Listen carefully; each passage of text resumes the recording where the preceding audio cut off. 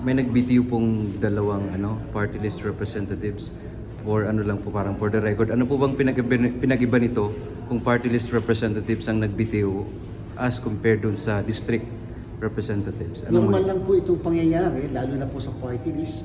Kalimitan, inaasahan mo laging may magbibitiw, laging may aalis doon sa kanilang party list.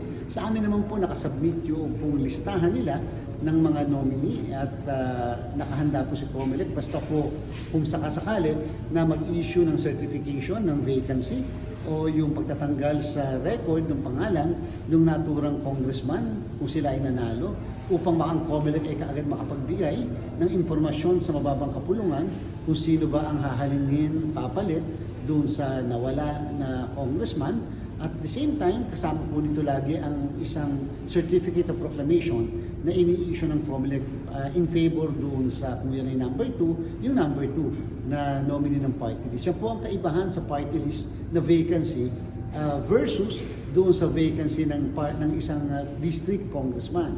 Sa district congressman, kapag namatay, nag-resign at tinanggal o nawala halimbawa o tinanggal ng Kongreso, nasa Kongreso yan kung i-declare nilang vacant pero sinabi ng Supreme Court na sa Hagedorn versus COMELEC na si COMELEC basta nabalitaan namin through TV, radio, newspaper or social media na kaagad kami magpapatawag ng special election. Basta may isa pang mahigit pang isang taon ang natitira doon sa panunungkulan noong mismong nawala na kongresista. Dito po, issue lang namin yung certification basta makatanggap din lang kami muna.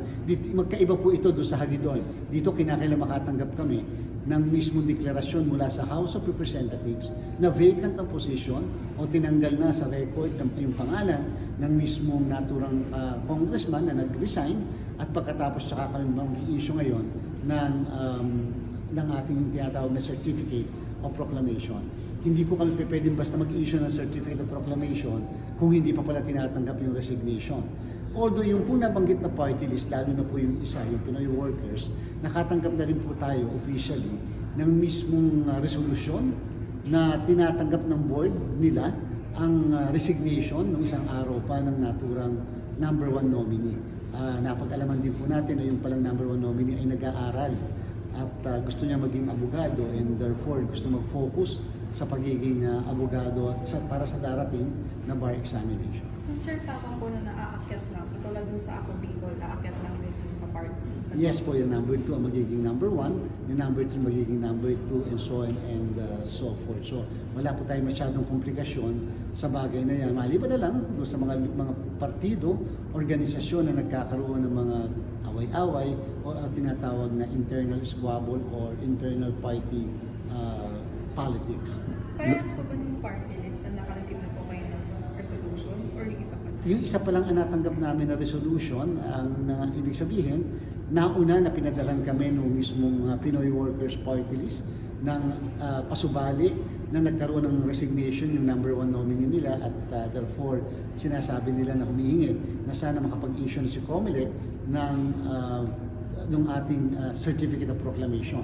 Ganon din naman ngayong araw na ito, kanina lamang nakatanggap na tayo ng sulat mula sa Secretary General ng House of Representatives, Cheloy Garafil, na nagsasabi na una, vacant na nga yung position, tinanggap na yung resignation ng number 1 nominee ng naturang party list. Yung isa pa lang po kasi ang natanggap namin yung sa Pinoy Workers. At pagkatapos, tinatanong na kami kung sino ba o kung nakapag-issue na ba kami ng Certificate of Proclamation at kung sino ba yung susunod na papalit doon sa number 1 nominee. So no need for special elections to? Wala na po yung special election po ito.